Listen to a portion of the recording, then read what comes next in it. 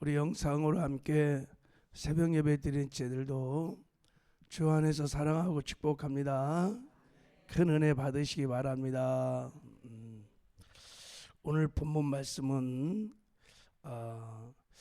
예수님이 가족에 대해서 예수님의 가족에 대해서 말씀하시면서 이제 영원히 하나님의 영광을 누릴 영적인 하나님의 가족이 되는 아주 중요한 길을 말씀하셨습니다. 자, 오늘 본문 말씀을 보면 예수님이 막 천국 복음을 막 전파하고 귀신을 쫓고 병든 자를 고치고 막 열심히 분주하게 사역하는 그 사역의 현장에 예수님의 가족들이 찾아왔어요. 무엇인가 말을 하려고 찾아온 거예요. 자, 우리 46절을 읽어보겠습니다. 시작. 예수께서 무리에게 말씀하실 때 그 모친 동생들이 예수께 말하려고 밖에 섰더니 그랬어요. 그 모친과 동생들이 예수님께 무엇인가를 말하려고 왔다 그랬어요. 그러니까 가족들이 지금 총동된 거예요. 여러분, 예수님의 가족이 보면 이 당시에는 아버지 요셉은 이제 돌아갔고 이제 모친 마리아와 동생들이 예수님은 남동생이 4명이나 있었습니다. 4명 있었고 여동생들도 있었어요. 남동생 4명은 그 마태복음 13장에 보면 이름이 나와 있어요. 야고보, 요셉, 시몬, 유다라. 이렇게 4 동생이 있었고 밑으로. 그러니까 예수님이 맏형이에요, 맏형. 그리고 그의 누이들은 이런 말이 있어요. 그러니까 이게 복수니까 아마 여동생이 적어도 2명 이상은 있을 거예요. 근데 이름이 성경에 여동생들은 나와 있지 않아요. 어쨌든 간에 자, 어머니하고 동생들이 총동원해 갖고 지금 예수님을 찾아온 거예요. 지금 이게 예수님이 이제 이렇게 사역 현장에 왔으니까 가족들이 제자들이 반가운 마음으로 예수님께 말씀을 드린 거죠. 자, 우리 47절을 한번 읽어요. 시작. 한 사람이 예수께 여짜오되 보소서 당신의 모친과 동생들이 당신께 말하려고 밖에 섰나이다. 제자들이 막 반가운 마음으로 예수님 가족들이 다 왔습니다. 그런데 예수님이 가족이 찾아왔다는 소식을 듣고 의외의 반응을 하십니다. 반가운 기색은 없고 아주 냉담하게 충격적인 말을 하죠. 자, 48절 시작. 말하던 사람에게 대답하여 가라사대 누가 내 모친이며 동생이냐. 갑자기 그 멀리서 그 나사렛에서 왔었단 말이지, 그죠? 그 멀리서 북쪽으로 그렇게 그 당시 뭐 차가 있었겠어, 뭐가 있겠어요? 걸어서 며칠 걸쳐서 온 가족들을 보통 우리가 그럼 막 어머니 아우들아 그러면서 막 모자지간에 정을 형제지간에 정을 막 나누고 반가워했을 텐데 정색하고 냉담하게 갑자기 생각지도 않았던 누가 내 모친이며 내 동생들이냐 하고 얼핏 보면 굉장히 무례한 언사죠, 그죠? 가족들의 사랑과 정을 완전히 무시하는 그런 태도. 왜 그러셨을까? 예수님이 가족의 정과 가족을 무시했을까요? 그렇지는 않을 거예요. 왜냐하면 예수님은 누구보다도 효심이 깊었던 효자였습니다. 그리고 가족들을 사랑했습니다.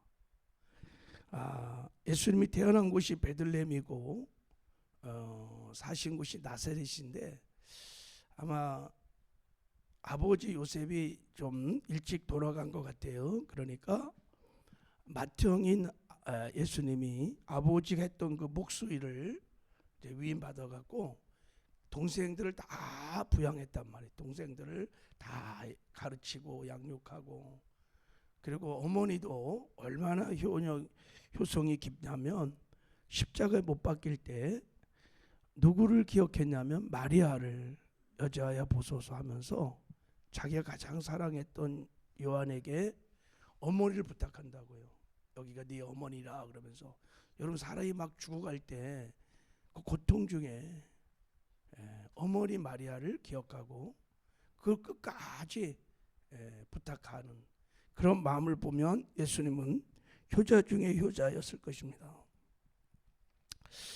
여러분들도 육신의 가족들을 잘 여러분 사랑하고 또 부양하고 축복하기를 바랍니다.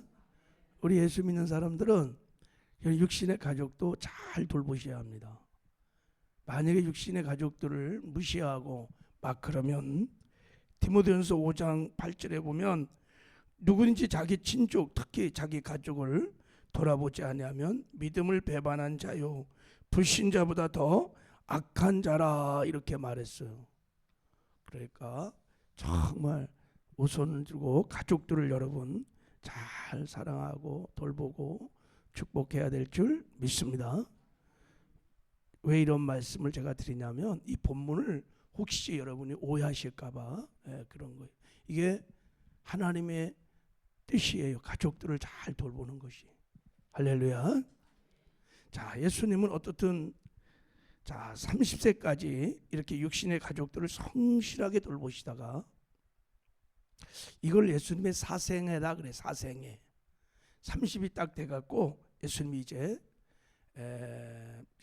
뭐라 그럴까 출가를 했다 그럴까 출가를 시작한 거예요. 이제 예수님이 가족들의 입장에서는 뭐 가출이죠. 갑자기 예수님이 이제 공생애를 시작한 거예요. 공생을 시작했어요. 그러니까 가족들의 입장에서 한번 우리가 생각해 보면 걱정이 많이 들었을 거예요. 갑자기 형이 오빠가 같이 잘 살다가 딱 30이 딱 됐는데 이제 갑자기 막 사역을 하는 거예요. 그리고 또 막 메시아다 하나님의 아들이다 뭐 하면서 막 이것저것 기적도 막 베풀고 뭐 굉장히 가족들은 혼란스러웠을 것입니다. 걱정도 되고 그러다가 안 좋은 소문이 들리는 거야. 안 좋은 소문이. 그래서 어머니 마리아하고 가족들이 총동원해서 아마 예수님을 찾아왔을 거예요. 무슨 소문이 돌아내냐. 어떤 안 좋은 소문이 들었길래 갑자기 이렇게 막 급하게 예수님을 찾아와서 지금 데려가려고 하는 거예요. 지금 집으로. 마태복음에는 그 이유가 안 나와 있지만 마가복음에 보면 그 이유를 분명히 밝히고 있어요. 자, 마가복음 3장 21절에 보면 이렇게 말하고 있어요. 예수의 친족들이 듣고 그를 붙들러 나오니 이는 그가 미쳤다 함일러라 그랬어요.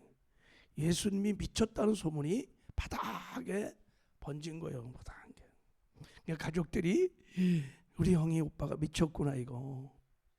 그래갖고 집으로 이제 데려가려고 했던 것이죠. 그죠? 어제 우리가 어제가 아니구나. 지난주에 상고해 본 대로 예수님이 눈 멀고 말 못하는 귀신 들린 사람을 이렇게 치료해 줄 때 많은 사람이 메시아다 그리고 이제 구원도 받았지만 바리새인들은 그걸 뭐라 그랬어요? 귀신의 왕 바알세불을 힘입어 귀신을 쫓아낸 거다. 그러니까 귀신 들려 미쳐서 저시를 하는 거다 그러면서 막 그런 소문이 막 바닥에 도는 거예요.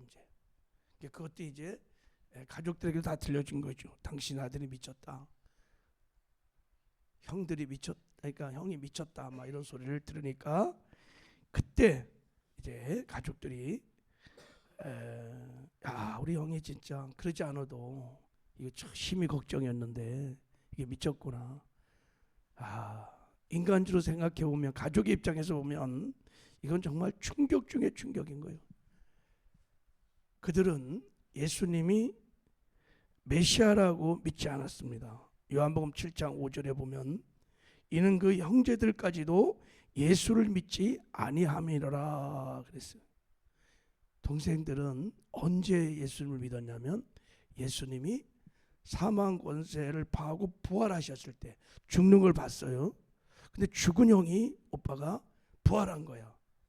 그때 비로소 야, 우리 형이 육신은 형이었지만 하나님이었구나, 메시아였구나 하는 것을 나중에 깨닫지만 이 당시는 안 믿은 거예요. 그러니까 바리새인들처럼 예수님을 진짜 미쳤다고 생각을 한 것입니다. 미쳤지요, 그죠? 우리가 봐도. 자, 여러분, 우리가 믿음이 없으면 그래서 정말 주님을 기쁘게 할 수 없어요. 그 당시 이들은 그런 믿음이 없었어요. 그래서 그런 거예요. 자, 이런 가족들을 대하는 예수님의 마음이 어땠을까?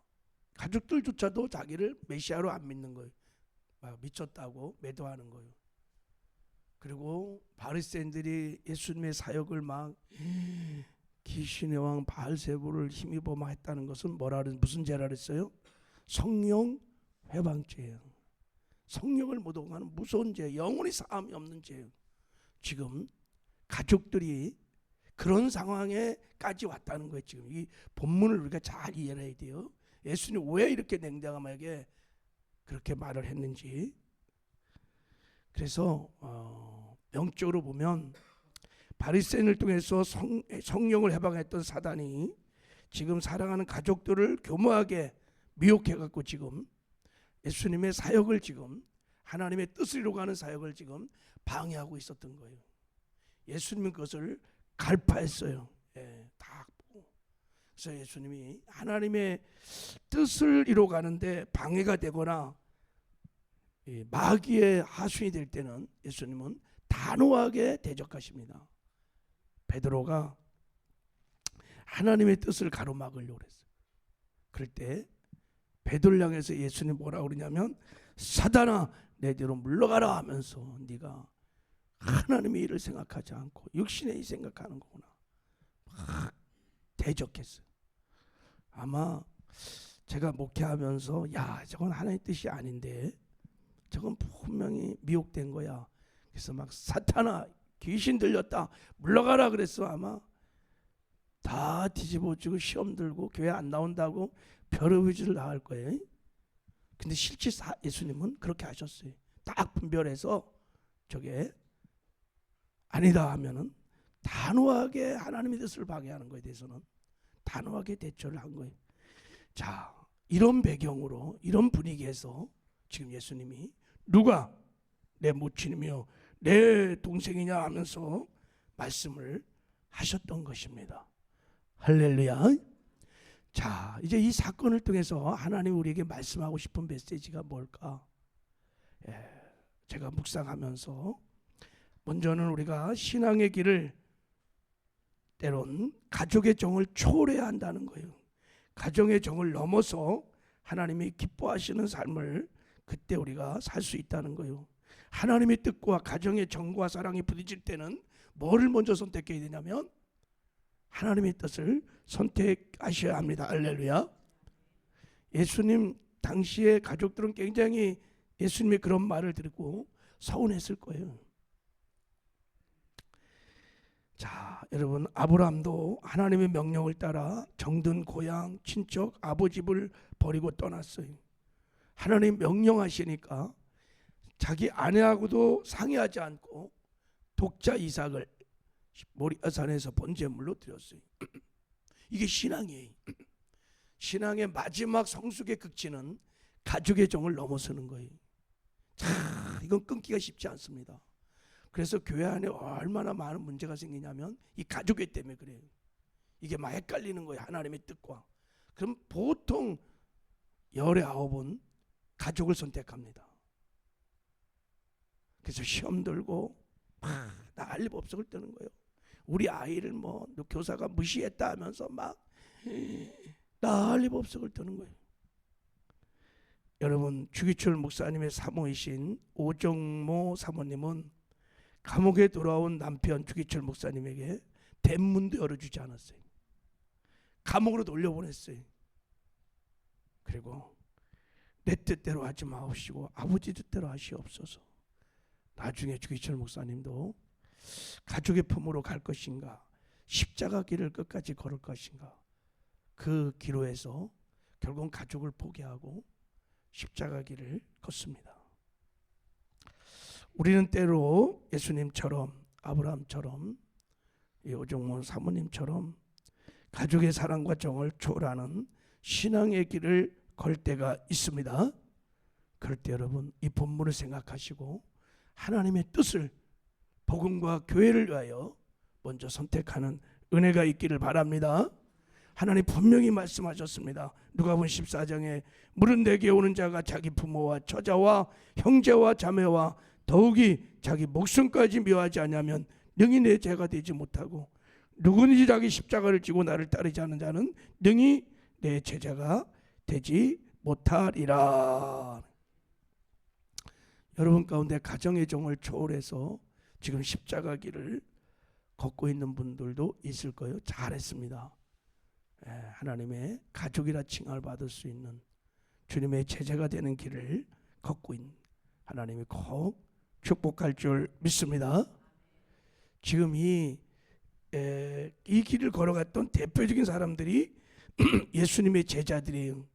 자, 그래서 49절을 한번 읽어보시겠습니다. 시작. 손을 내밀어 제자들을 가리켜 가라사대 나의 모친과 나의 동생들을 보라. 제자들을 가르쳐서 바로 이 제자들이 내 모친이고 나의 동생들이라고 말하는 거예요. 이야, 놀랍지요? 제자들 향해서 말한 거죠. 제자들이 여러분 다 버리고, 배와 그물과 아버지와 부모를 다 버리고 따르라 그럴 때 다 따라왔던 사람들이, 그때 예수님이 이제 하나님의 영광을, 아버지 영광을 이 땅에서 누리며, 그리고 영원히 아버지 영광을 누릴 천국에 가서 하나님의 가족이 누구인지에 대해서 아주 중요한 말씀을 하셨어요. 50절 자 읽겠습니다. 시작. 누구든지 하늘에 계신 내 아버지의 뜻대로 행하는 자가 내 형제요 자매요 모친이라 하시더라. 누구든지 하늘에 계신 내 아버지의 뜻대로 행하는 자가 예수님의 형제요 자매요 그리고 모친이요, 우리가 다 하나님의 가족이라는 거예요. 가족, 천국을 누리는, 영광을 영원히 누리는 가족이라는 거예요. 그러니까 우리가 구원받은 후에 아버지의 뜻대로 사는 자가 천국 백성이라는 거예요. 천국 백성은 누구냐? 아버지의 뜻대로 사는 사람이에요. 산상수훈에도 주님 말씀하셨습니다. 나더러 주여 주는 자마다 천국에 들어갈 것이 아니요 다만 하늘에 계신 내 아버지의 뜻대로 행하는 자들만 하나님의 가족이요 천국 백성이다, 이렇게 말씀을 하셨습니다. 제자들이 바로 그 하나님의 뜻을 이루게 하여 모든 권리를 포기하고 대가를 지불하고 지금 십자가 길을 걸어가기 때문에 예수님이 제자들을 보면서 저들이 바로 내 형제예요, 하나님의 가족이다 하면서 칭찬을 하신 것입니다. 마지막으로 우리 한번 생각해 볼 것이 뭐냐면, 예수님이 지금 이 자리에서 이렇게 말씀했던 하나님의 뜻대로 행하는 자가 하나님의 가족이라 했을 때 그 하나님의 뜻이 뭔가요? 성경에는 하나님의 뜻이 여러 가지가 많이 나옵니다. 기뻐하고 쉬지 말고 기도하는 것도 하나님의 뜻이고, 근데 오늘 본문에서 말하는 하나님의 뜻은 무엇이냐면, 자 요한복음 6장에 예수님이 이렇게 말씀하셨습니다. 내가 하늘에서 내려온 것은 내 뜻을 행하려 함이 아니요 나를 보내신 이의 뜻을 행하려 함이니라. 나를 보내신 이의 뜻은 내게 주신 자 중에 내가 하나도 잃어버리지 아니하고 마지막 날에 다시 살리는 이것이니라. 내 아버지의 뜻은 아들을 보고 믿는 자마다 영생을 얻는 이것이니 마지막 날에 내가 이를 다시 살리리라 하시느니라. 하나님의 영원하신 뜻, 하나님의 갈망, 독생자를 십자가에 주기까지 하나님이 원하시고 갈망하신 하나님의 간절한 소원은 뭐냐면 다 예수 믿고 멸망치 않고 영생을 얻어서 영원히 이 땅에서도 천국을 누릴 뿐만 아니라 영원히 천국에 와서 하나님의 영광을 누리는 영생을 주시는 것이 하나님의 뜻인 줄 믿습니다. 우리가 이 뜻을 전심으로 받들어 갈 때, 이 뜻에 우리의 삶을 드릴 때, 권리를 포기하고 대가를 지불하고 때로는 필요할 때는 가정의 정을 뛰어넘어서까지 헌신할 때, 그때 진정으로 우리가 예수님의 친구가 되고 형제가 되고 하나님 나라의 하나님의 백성, 하나님의 가족이 되는 줄 믿습니다. 이게 교회가 존재하는 이유예요. 교회가 이 땅에서 여러분 존재하는 유일한 존재 기유인 것입니다. 교회가 이 뜻을 이루지 않는다면, 성도들이 이 뜻을 이루지 않는다면, 여기에 삶을 우리가 헌신하지 않는다면 우리는 결코 천국 백성이라고 말할 수 없어요. 바라기는 평생에 여러분 하나님의 뜻을 예수님처럼 제자들처럼 이뤄가는 천국 가족, 하나님의 가족들 다 되어서 이 땅에서도 천국을 누리며 살다가 반드시 천국에 들어가는 영광을 누리게 될 줄 믿습니다. 그래서 천국 가서 영원히 하나님의 영광을 누리며 영생하는 저와 여러분 되기를 주님의 이름으로 축복합니다. 하나님 감사합니다. 누구든지 하늘에 계신 아버지 뜻대로 하는